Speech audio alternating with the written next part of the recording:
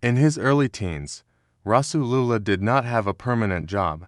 It's just that several narrations say that the Messenger of Allah herded goats among the Bani Sa'd bin Bakr in Mecca in exchange for a few dinars.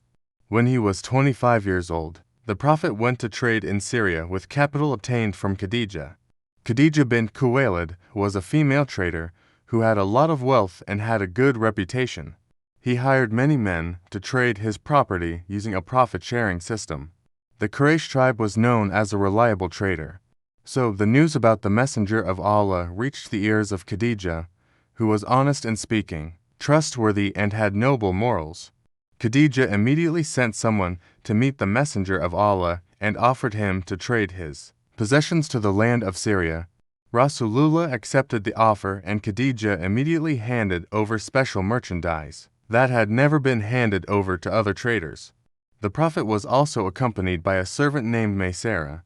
The Prophet immediately set off to trade in the land of Syria with Khadijah's servant until he arrived in Syria. After finishing trading, the Prophet returned to Mecca, and Khadijah saw how trustworthy the Prophet was regarding the property handed over to him, as well as the blessings from the results of the trade that he had never found before, plus information from Maysara, his servant, about the Prophet's character, genius, honesty, and trustworthiness.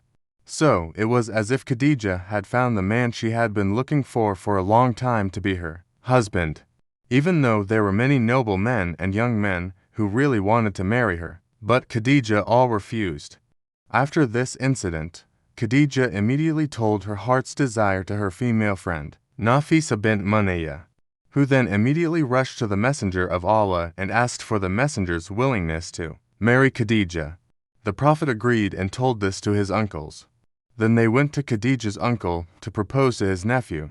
So the wedding took place, and the ceremony was attended by Banu Hashim and Mudher leaders. The marriage took place 2 months after the Prophet returned from trading from the land of Syria. His marriage gold was 20 young camels. Khadijah was 40 years old at that time. At that time, Khadijah was the most prominent, beautiful, intelligent, and rich woman. Khadijah was the first woman the Prophet married. The Prophet never married another woman until Khadijah died. The sons and daughters of Khadijah and the Messenger of Allah were Al-Qasim, Zainab, Ruqayyah, Fatima Kalthum, and Fatima. All the sons of the Prophet died when they were still small. Meanwhile, his daughters were all still alive during the Islamic era. They all followed Islam and also emigrated. But all of his daughters died while the Prophet was still alive, except for Fatima, who died 6 months after the Prophet died.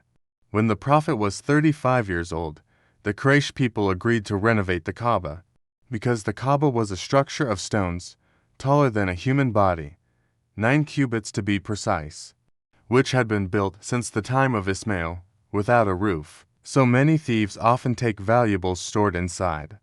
5 years before he was appointed as Rasulullah, the city of Mecca was hit by a major flood that overflowed into the Baitul Haram. So at any time it could cause the Kaaba to collapse. Conditions like these make the Kaaba building increasingly fragile, and the walls are already cracking. Meanwhile, the Quraysh people were worried about whether to renovate it or leave it as it was. However, in the end they agreed to renovate it. They do not receive funds from the income of prostitutes, buying and selling, using the usury system, and confiscation of other people's property. Even though this was the case, they were still afraid to tear it down. Finally, Al-Walid bin Mughira al-Makhzumi started the demolition of the Kaaba building. Then everyone followed, after knowing that nothing had happened to Al-Walid. They continued working to tear down every building of the Kaaba, until they reached Ibrahim's pillar. After that they were ready to rebuild it. They divided the corners of the Kaaba and specialized each tribe with its own part. Each tribe gathered good stones and began to build. In charge of handling the construction of the Kaaba was a Roman architect named Bacum, whose real name was Pachomius. When construction reached the black stone, they argued with each other about who had the honor of placing the black stone in its original place. The dispute continued for 4 or 5 days, without a decision. In fact, the dispute became bigger and almost led to bloodshed in the Holy Land.